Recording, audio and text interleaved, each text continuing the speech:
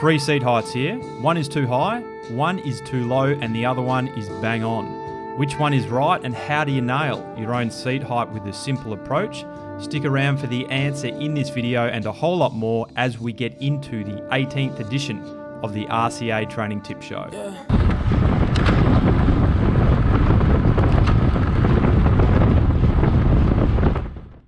So we're back with bike fitting expert Neill Standbury, who's been fitting road cyclists for 10 years in conjunction with being a sports physiotherapist. A few quick things before we get into this piece. Neill says at the end of this video, it doesn't show up on footage very well, which is a real pain. So despite the fact that I've shot some of this footage at 100 frames per second and slowed it right down, it's still quite hard to pinpoint or see some of the things that Neill is describing. Secondly, Neill provides a fair amount of context up front about the seat either being too high or too low before providing a simple approach about how you can go about nailing your own seat height. And lastly, don't forget, I've got a free ebook for road cyclists looking to take their performance to the next level, which I'll link to below. So let's get into it. Really tricky question. And setting seat height is not it's not as easy as it should be. If the person's got really good body awareness, they will be able to tell when their seat height is really good versus fractionally too high. But if you happen to have it set far outside of the normal parameters, let's say that it's 30 millimeters too high. If you move it up and down a little bit, it'll still feel just as rubbish, and you won't be able to tell when it's correct because you're still so far outside the range. So first you've got to get the range roughly right. What do you typically see? People have it too high or too low? Blend. If they've been fitted professionally before, and it's off, it'll be too high most of the time. It's very rare that you come in and they go, and they've had 3 bike fits and the seat's way too low. That's very rare. Some of the better known motion tracking software recommendations of knee angles, which is one of the, they say, your knee angle at the bottom of the stroke should be between 27 and 33 degrees or something. Those seat heights tend to, when they come in to see me, they tend to almost universally be somewhere between 10 and 20 millimeters too high for that rider. Wow. So yeah, we won't mention names or companies, but those, if they're wrong, if they've come from that motion tracking software angle recommendation, it's usually too high by a reasonable margin. So this is how I do it. I'll explain some of the rationale behind how this works. You got to understand a little bit of the basics of the leg as it's moving through the stroke. So as if you imagine this is a representation of the person's knee, you've got the femur and their tibia here and the foot down the bottom. What I look for is a smooth, controlled extension moment at the bottom of the stroke. So as the leg starts to straighten out at the bottom of the stroke, as it reaches its maximal straightness, whatever angle that may be, if the person has got full control of that movement, then their seat height is either too low or just right. When they start to get a situation where this happens, and at the back of the knee, you start to see a rate of change of leg extension which starts to increase. So it comes down, it's extending at some normal control method, and then it flickers. When you start to see that flicker, that means that the seat is too high for that particular person who's got that particular cleat position and that Q factor or that saddle and all the other parameters. Let's assume that everything else is perfect, and you put the person's seat too high and you put them under a solid load. You have to test this under load. I tell my riders to ride at a sort of a threshold load, something around what they could maintain for 20 minutes or so. Yep. And you look for that control of the leg extension. So what's effectively happening here is if the knee gets too straight for that particular person, the quadricep, which acts over the front of the leg to extend the knee, starts to overpower the hamstring at the bottom of the stroke. And you basically end up with a power differential, which makes you lose control of the leg extension. And what's the power? Not as much as you think. Okay. Not as much as you think. You might read studies saying that, the seats going up and down doesn't affect outright VO2 max that much and this sort of thing. I think some of them say that if the seat's far too high, it certainly does. But if it's too low, it doesn't seem to affect VO2 max and power output that much. But what it will do is affect other things, like the person will start to compensate around the seat being too high. They'll start dropping one hip down to protect their dominant leg or something like that. So they're more likely to get injured. Yeah.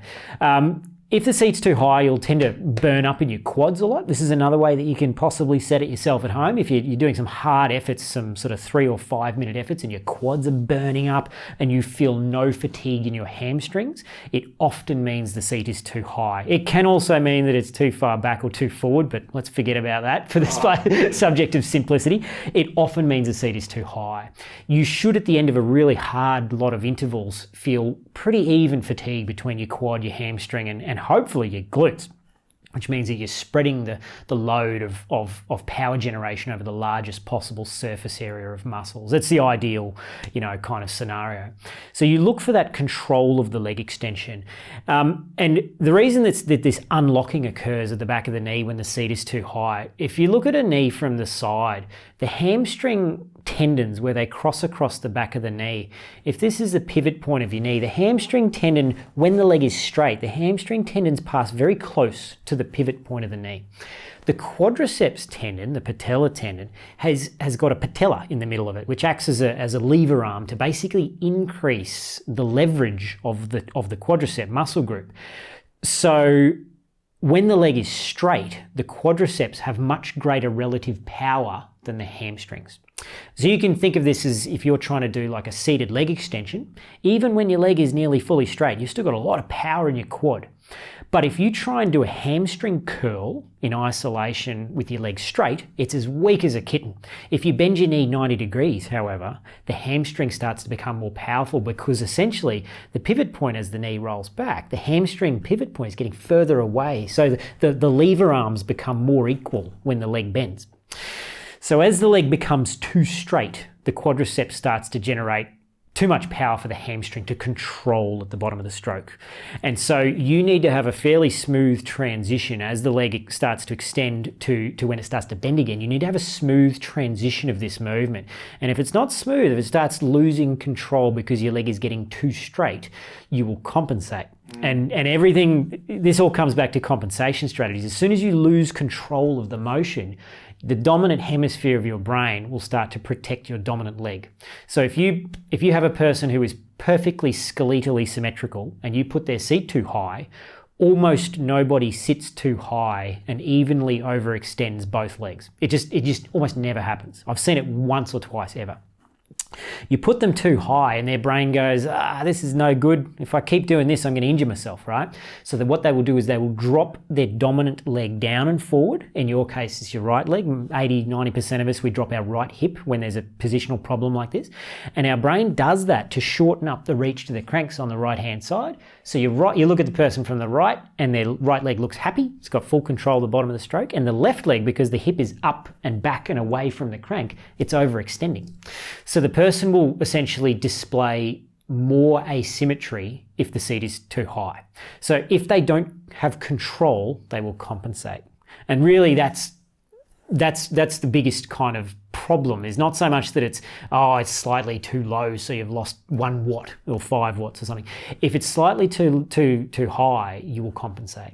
If it's slightly too low, you'll have less problems. But if it's way too low, you'll develop issues. So it's better for it to be too low than too high. Interesting. Okay. And the studies show that as well. I think there was a good one on efficiency, VO2 max measurements. And as the seat got too high, the efficiency of the rider went out the window. Partly, I'm guessing, because they were compensating, and partly because their hamstrings weren't contributing to the smooth control of the bottom of the stroke anymore. So they were basically producing almost all of their power on the bottom of that extension bit of the stroke, just with their quad.